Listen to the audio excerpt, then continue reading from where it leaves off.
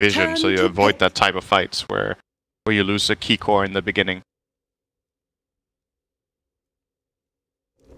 Nisha is one of the only players to play mid Underlord. He does a really good job on this hero. I remember seeing it quite a while back. He used to play it a lot in pubs, and I think he's played it once or twice in officials too, maybe even more. Oh, Spirit Breaker charge. Good harassment onto Silencer. This should be first blood, actually. Tanky laner. I think he's the hero in Dota that has the highest physical EHP level 1. Super high health and high armor. So what's Void supposed to do? Yeah.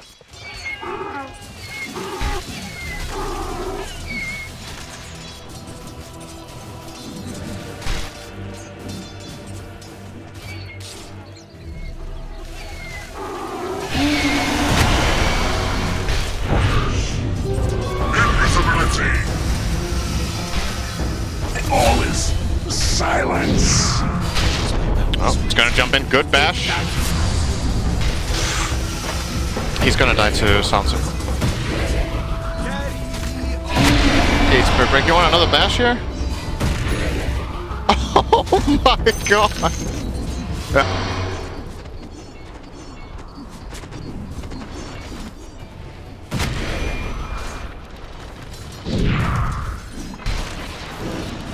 Their pitiful joys do not harm.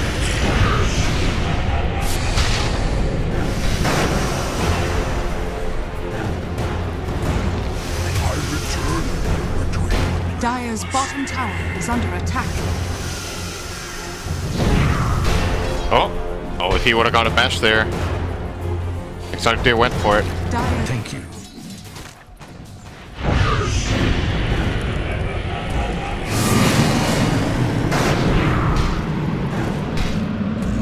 He's gonna be fine, I think.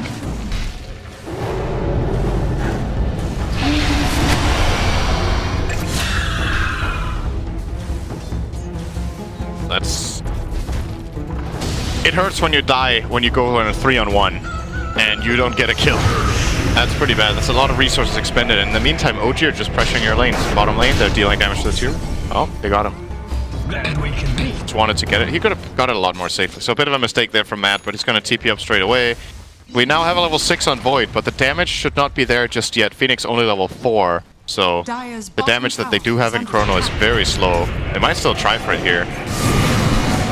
Well. IOTP.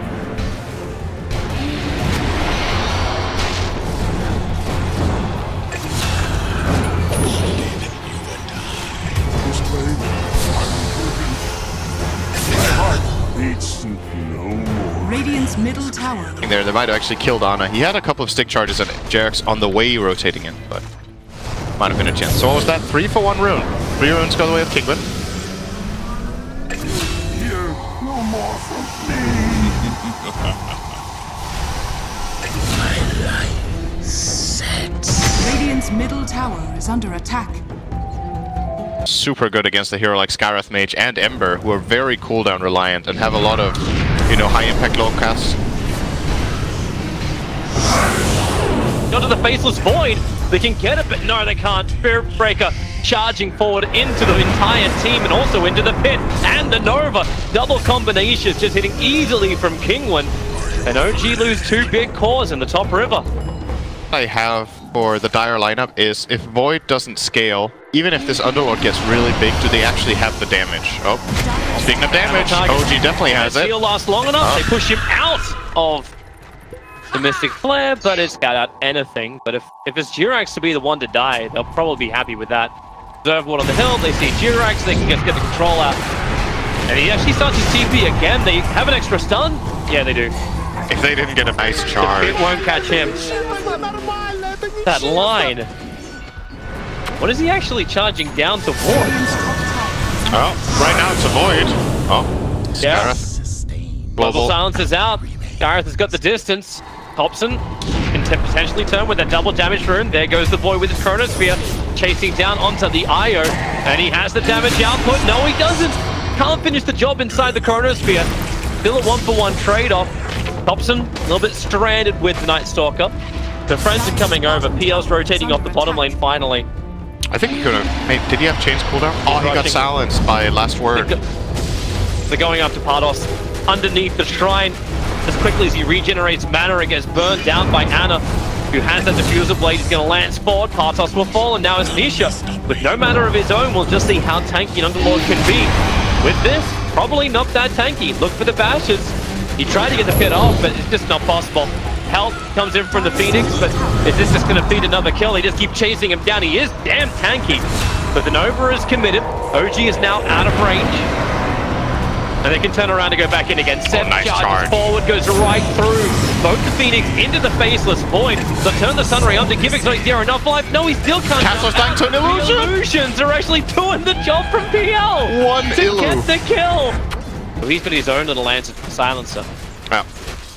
I think OG are content with keeping on farming for now. While pressuring lanes, of course. Is there Chrono? Yule Scepter's up. They silenced him when he was in mid Yule Scepter, so there was no way for Thompson to actually get away from this. They chain silenced him. Very nicely done. Friend. Okay, he's got a creep wave. Got a creep in need. Partos. That's going to find him. That's a shot out. And into the Mystic Flare, no tell. Difficult to survive with that Spirit Vessel on him, so he just turns around into the Sun Ray. That's now an SP15 plus to protect him. And Ana, he'll go for more. He's got the damage, but then again, Chrono, he has to get through the illusions. Durax comes in with the tether to give him a little bit more life. Double Gang is a little bit further forward, just trying to make sure that Alicia is taken out this fight. No +2s for anyone. Exotic Deer can try and hide. Does anyone else have detection? No, they don't. That Shadow Amulet is actually giving so him the hard protection with he the needs, but DD. Nisha just cannot survive. Alicia has to buy back to try and be involved in this fight. And Nisha, he'll survive. The Shadow Amulet protects him. That's the one from Exotic Deer. They don't see him.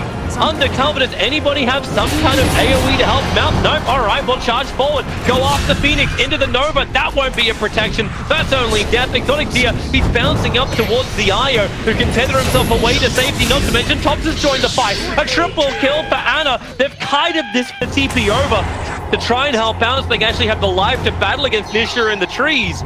But he's isolated. And they'll have the damage to get through him. They scan. You already know this.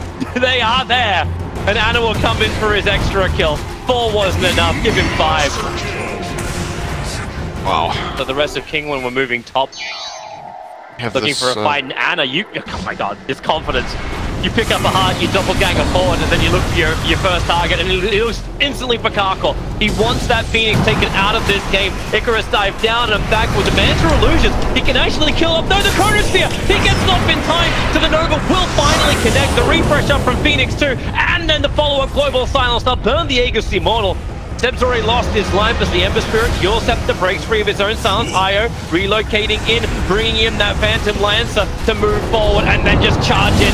Kinguin have already blown their entire load of abilities and they're going to lose themselves inside the base. The Orb attack, Faceless Void, 18 HP. Exotic Deer drops down to. They are diving underneath tier 4 towers. They haven't even taken the tier 2s. But Ana burns off all the mana of Nisha. He knows he can regenerate. And he knows there's nothing to threaten Twitter. I'm now talking inside the game. Oh, nice. Did you put on plus voice record? Alyssa. Silencer! Yeah, he's got some time with the defensive Yule Scepter, but then again, no, he's got no time. Sleight of Fist will do the work. Partos on the run. And God for face boost and high movement speed, but better for Thompson. He's got the ability to jump from spirit to spirit, and now it's daytime again underneath the tier 2 tower. Goodbye. Quick and easy. Like he's trying to bait out Chronosphere. Or bait out something. Oh, nice stalker. Finds him. Easy Manta. Yeah, very quick Manta. Also used the doppelganger very early on to get up the hill and away, but then the sleight of fist. Phoenix! You can't walk through that! The army of PL! You shall fear evil! Seb just charges forward, they lock down the Underlord, now they can isolate him and start the burning of the mana.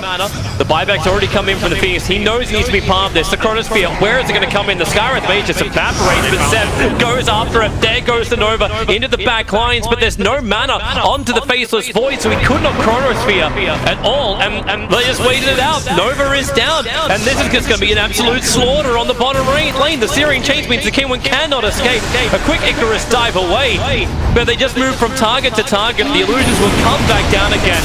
They want to try and finish off this Night Stalker. Io has lost his life, but really it's for the greater PL. A doppelganger away, dodging anything that Nisha wants to throw. This game really is over. There's no way to really sustain it all for Kinguin. They get burnt dry and they can't even Chronosphere. Oh, Exotic, you're trying to get to the shrine to get mana for Chrono. Oh, wait, what just happened? Okay, he died. Yeah, he ran over. He saw the Ember Spirit. It's like, oh, maybe I can actually go on. He might have been able to escape there, but OG run him down. And at this point... You want to vote for the MVP and give it to the item of Diffuser Blade on Ana. Thompson just destroys the Silencer. Yeah, there is no more joy to be had in this in game one here for Kinguin. They are getting absolutely slaughtered inside their base. They seem to be really confident though with their drafting. The way they draft, they move real quick and they try to add a lot of pressure into the time against OG. So it made sense what they were trying to do. They just got outplayed in fights more than anything. The laning stage of this game actually went pretty okay for them, especially mid. Nisha was destroying Thompson in this mid matchup. But then you hit that 15 to 20 minute mark and OG just start playing really fast and they take fights and they play around their win condition, the PL, very well. This Supernova is not going to stay unless there's a Chrono, but he's chained in the back line. No way to really do anything, and Seb's just taunting him. He's not even attacking as he's jumping forward. Now he does it inside the fountain. I think the message is most definitely being sent to Kinguin. Ana is beyond a godlike. Now the Phases 4 tries to actually hold the fight, but the Mystic Flare just pushed him away. Seb's able to survive as well inside the Chronosphere. Yeah, you can kiss game one goodbye. This one belongs to OG. You got the play you wanted in the end, Toby. He tethered the Skyrath Mage to get double silence, double Mystic Flare in that last fight. Yay! They did it in the fountain, Toby. 18-0.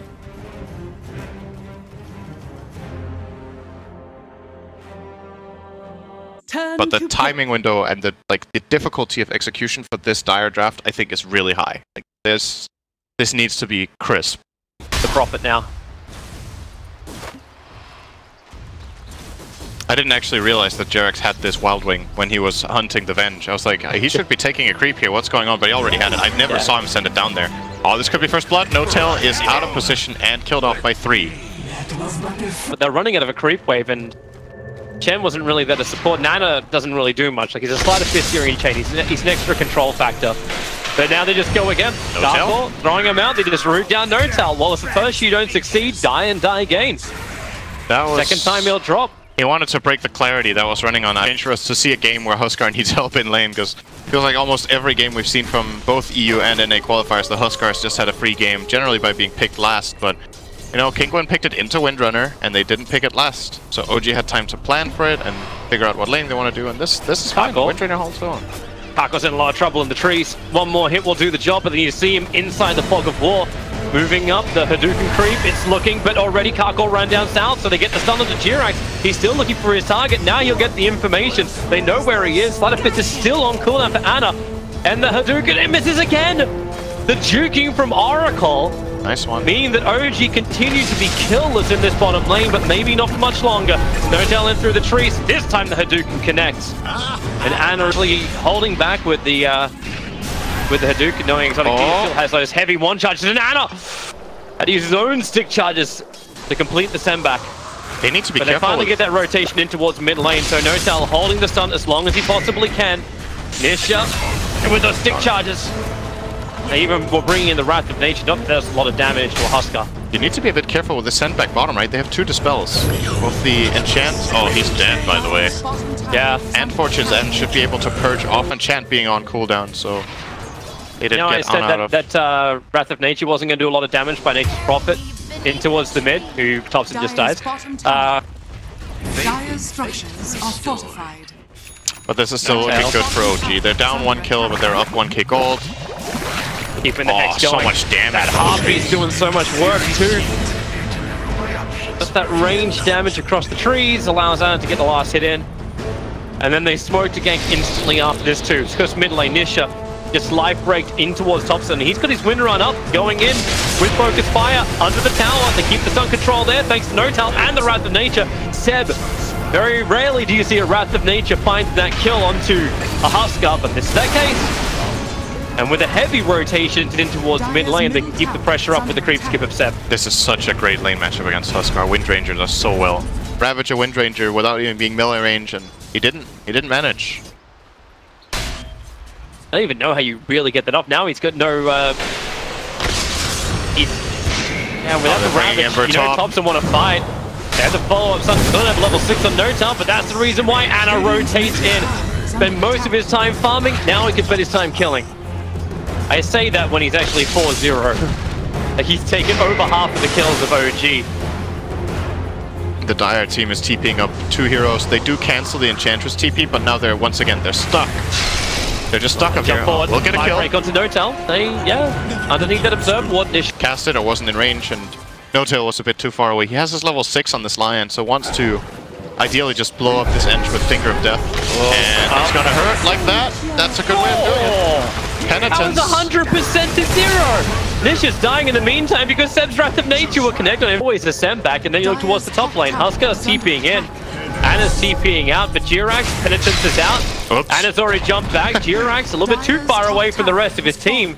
And the Purge Group's trying to find some distance. The Searing Chains, Hand of God. Jirax still has the life with the TP. Towards to try and VS wants this.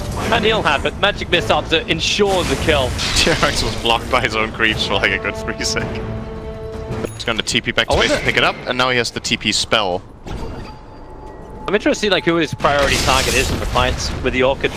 Lion, trouble. Notal probably wasn't expecting that many heroes get swapped up the hill. And not taking any chance for him to run away.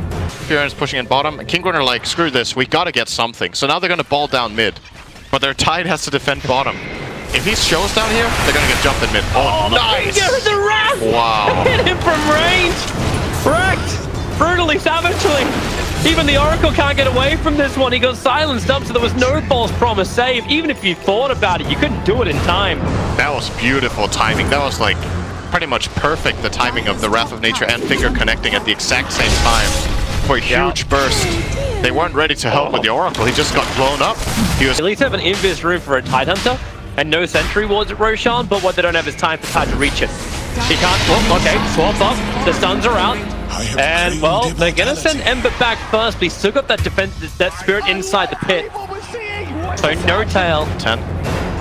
Yeah. We're past that point. But I could have told you minute 10, this was looking real bad. So I thought you were saying that minute 5. I was also saying they can get the kill. He's inside the Sprout. Ravage, it's a big kill. Something. Alright, no. Got him. Oh. Wait, no. Bias great this game. Here on TP top. Oh, he's got the Orchid advantage. Armlet turns it on before the TP begins, but Searing Chains Anna arrives just at the right time. And they're going to pop the Husker. The pressure on. There's just not much the Dire can do, right? Their waves are getting pushed in now. They've lost map control. They are playing a Huskar lineup. Oh, hang on. Mid lane Visage is going to die. Look, man, they're playing a Huskar lineup and they haven't taken tower minute 17. That is an indication of what happened in this game. Enchantress is gone. Is the Orchid pop? No, actually with a surprise. Yeah, it doesn't matter. Thompson can still finish the job, but hey, they got him killed! Came in late. This time they actually have more damage, but they don't ever have the team fights, because they never have the positioning, and now they're going to lose Karkor as well. Locked inside of a Sprout, the power shot from Thompson, thanks for kill securing. They're actually going to swap in Notal, but he gets a double stun. Finger of Death off Ravage. Creates a space with the Ravage. That Blink Dagger does do some work finally. And Sebas the Sprout up with the Sleight of Fist here and Chain Anna going to town. They need to stop Exotic Deer. These spirits, the Lancers are doing too much work, and that's one way to do it. Sleight of Fist out. Partos is the sole survivor. And if they did this fight 10 minutes earlier, it would have maybe. Okay, yeah, no. Triple kill for Thompson. They even buy back the Venge, but it's too late. It's a difficult play to recommend. You can't just be like, tell OG and all chat to meet in the river. Like, that's basically, you can't force OG to take this fight. It needs to be OG's choice. Oh boy, and they're going to lose the Tidehunter as well. At least he can crack and proc, walk away a little bit fast, but trapped inside trees. The silence of the Vengeful Spirits, no swap out. Meanwhile, Thompson's taking his own engagement. So they kill the Tidehunter up in the lane. Thompson almost, in fact, does kill Exotic Deer with the death power shot. Nisha gets something out of this fight, but Penitent Man shall not pass. Husker up onto the hill. Ana is hunting the back lines. So say goodbye, really, to Kinguin. That's them done in this winners bracket, in this upper bracket. There's 5 heroes down. They've been For everyone else, Is under attack. have we seen False Promise cast this game, by the way? I don't think so. It's been 22 minutes. No. He had an opportunity there to cast it on the Titan. He was mid-animation, but got stopped. He wanted to cast it as late as possible. And then they just bursted the Tide instead. And then he got killed after. There just seems to be too much interruption, that's all. Like, and even if they were moving forward, like Ana's even built the Silver Edge. He's got the money to buy it once the courier goes to the side shop, so they're gonna... So... Dire's bottom tower. Oh, Ana's not giving up on this bottom tower. He keeps going in by himself. TP back actually got cancelled, so yeah, he actually finishes the tier 3 tower on bottom lane. And Ana goes into Silver Edge, so he's looking to hit Exotic here. But now there's no one touch. We'll beat through him, and hey, False Promise! Underneath the Sentry Wall, protecting the bottom lane of Rax. Split push is on. Ty's defending top, so you don't have the Ravage on bottom lane just yet. At least they've got it off cooldown. But they're letting bottom lane go. Beating into the melee. Is this the time when you want to jump, Nisha? Prophet starting to take up top, the double shackle! Perfect from Thompson, hits the power shot, so yep, no False Promise again. The Huskar will buy back in, and the send back doesn't actually happen in time. They'll have to actually just burn the Aegis to the Immortal. Thompson a little bit too deep by himself, but the top lane of Rax is gone. Seb finds the kill into the Tidehunter in the back line, so no Ravage, no AoE control, the TP out from Seb. Thanks to his BKB, he's protected enough, but he does survive. Unfortunately for the VS, it's not the same story. And Enchantress will burn down Ana with a little bit of extra melts from Prof just to make it work. And Prof is already back to the front lines, feeding into the tier 3 towers just to end this game and get themselves that winners bracket match. Unfortunately for OG, there weren't 3 slots in the EU qualifiers. They don't go directly through the group stage, and there's only one. It finally happened. Hang on, he died? They were sending him back with Chen, but he got purged by Oracle. I was like, oh, wait a second. I'm not going back to base. But it does not matter. Absolutely destroyed by OG. Well, that was a quick series to start the day. We still got plenty to go. This is a 4 series day in the EU.